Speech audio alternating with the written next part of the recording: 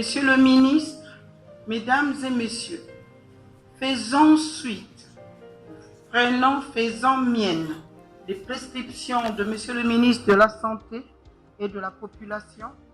Un état des lieux a été réalisé, celui-ci ayant mis en exergue des problèmes responsables des dysfonctionnements majeurs au sein de l'établissement, tant au niveau du climat social, de la gouvernance organisationnelle, de la gouvernance clinique, des ressources humaines, financières et comptables, que de la logistique. Pour y remédier, un schéma directeur de développement ou projet d'établissement a été élaboré afin d'étaler les solutions dans le temps. Aussi, une année plus tard, après avoir mis en œuvre les actions retenues pour 2022, nous voudrons ici faire un retour d'expérience avec les autres professionnels du secteur de santé. Ainsi, prenant appui sur notre vision de recherche de qualité, nous avons choisi le thème « Amélioration de la qualité et service des urgences à l'hôpital général de Loandjili ».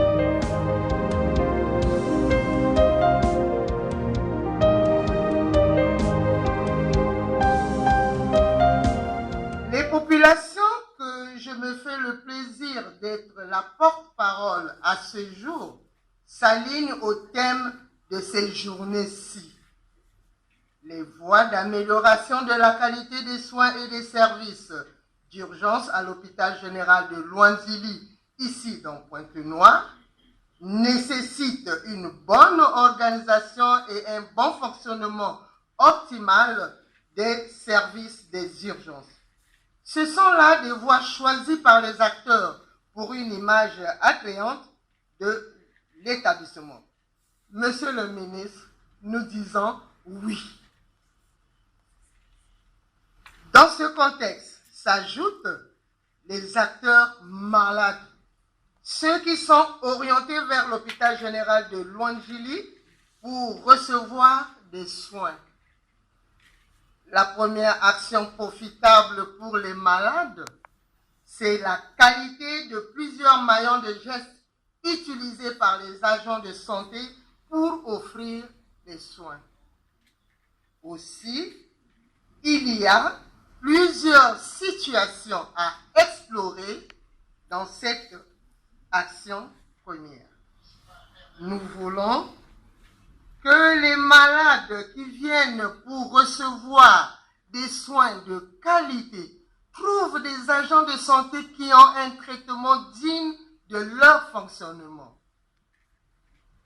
Ce qui restera de naturel et sans condition, Monsieur le ministre, ne sera que le sourire de l'agent de santé bien traité. Les communautés veulent et n'attendent que les soins et les services de traitement qui soient de haute qualité et d'une performance objectivement évaluable.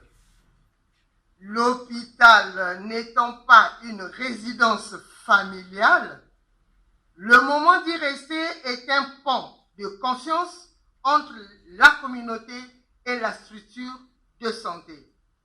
Les grands bénéficiaires sont bien des populations que nous sommes et qui présentent toujours des approches de solutions concertées afin d'être au même rythme avec les acteurs de l'hôpital dans le but d'accroître l'offre de la santé. Les patients qui viennent sur ce lieu souhaitent tous être soulagés de leurs maux. Monsieur le ministre, ici le mot, c'est un M-A-U-X.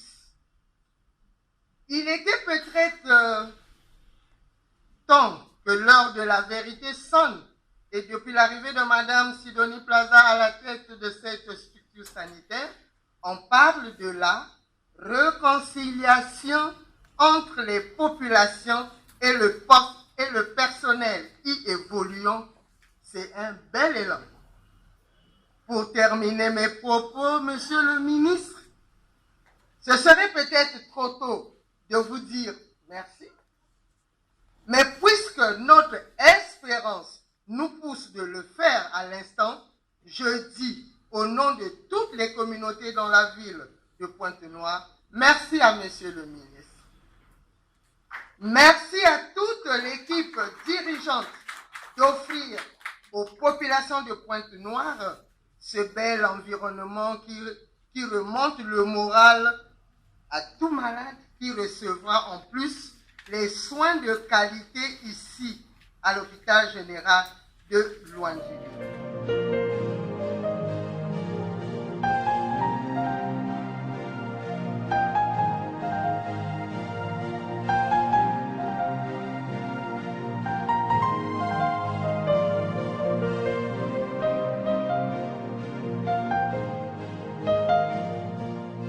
Et s'il y a en effet un service pour évaluer le niveau de développement d'un hôpital, c'est certainement celui des urgences.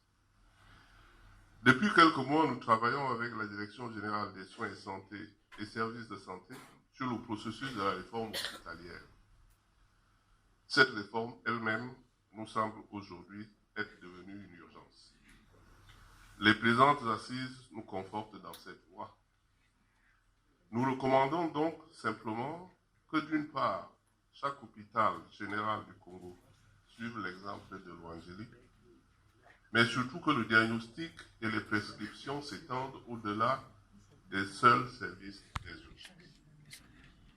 Et en cette sorte, les rapports de tels exercices constitueraient une source inestimable d'informations devant permettre de reconfigurer l'hôpital de demain aux besoins réels tels que perçus par les utilisateurs, madame qui m'a précédé en a parlé, et surtout par le corps médical lui-même. L'OMS, soyez-en rassurés, reste fortement mobilisée et engagée à vos côtés pour faire aboutir la réforme hospitalière au Congo. Je vous remercie.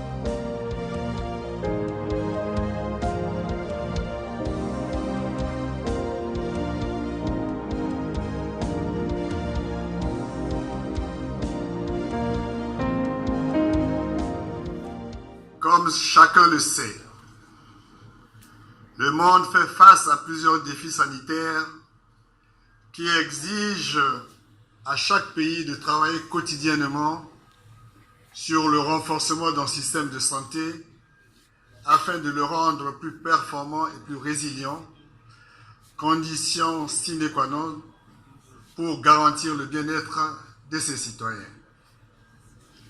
Si hier, la plupart des États membres de la région Afrique de l'OMS déployaient plus d'énergie pour faire face aux maladies infecto-contagieuses et parasitaires, aujourd'hui, le continent vit une transition épidémiologique. En plus des traditionnelles maladies, on assiste à une montée inquiétante des maladies non transmissibles comme le diabète, les cancers, les maladies cardiovasculaires, les maladies tropicales négligées, des urgences de santé publique.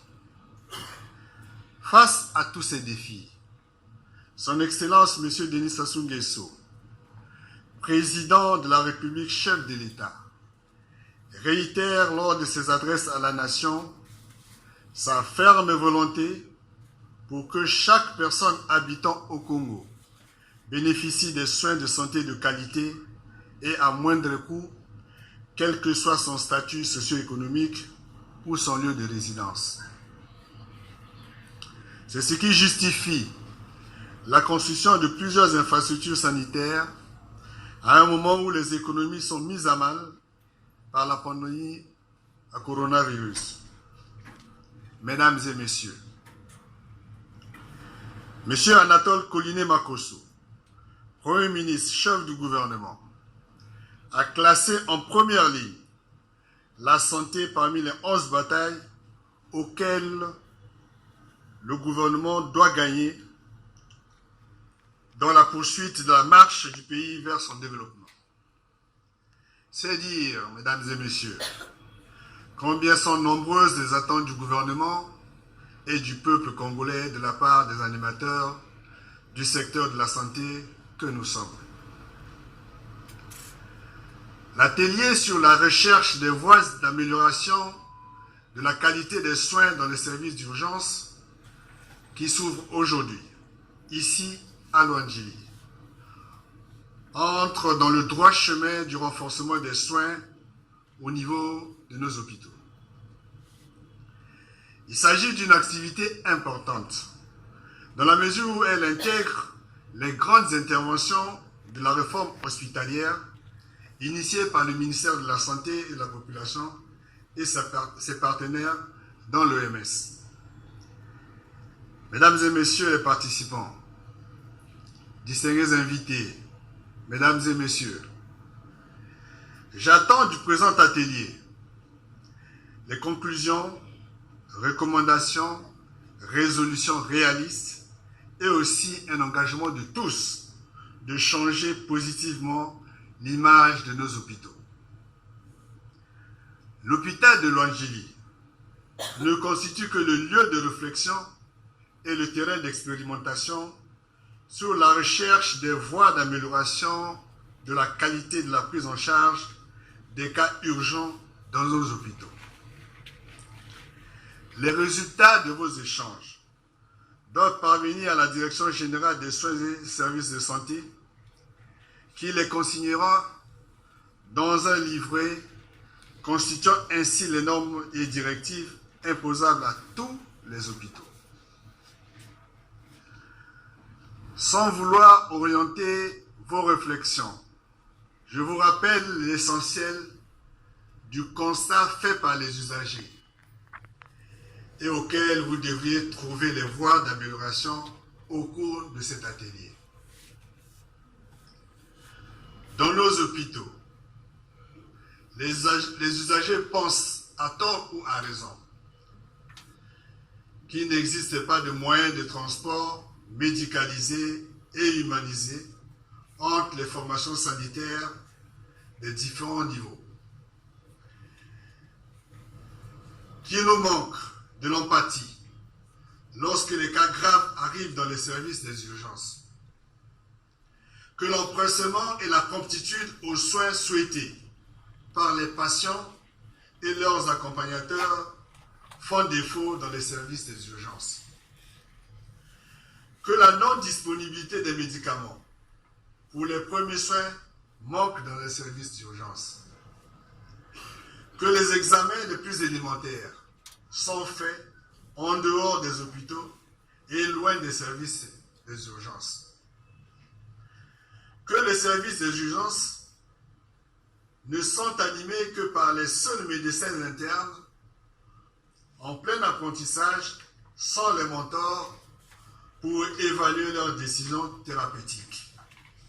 Enfin, que le matériel médico-technique indispensable pour les soins d'urgence dotés par le ministère sont souvent soit en panne, soit non maîtrisés par le personnel dans ces services d'urgence.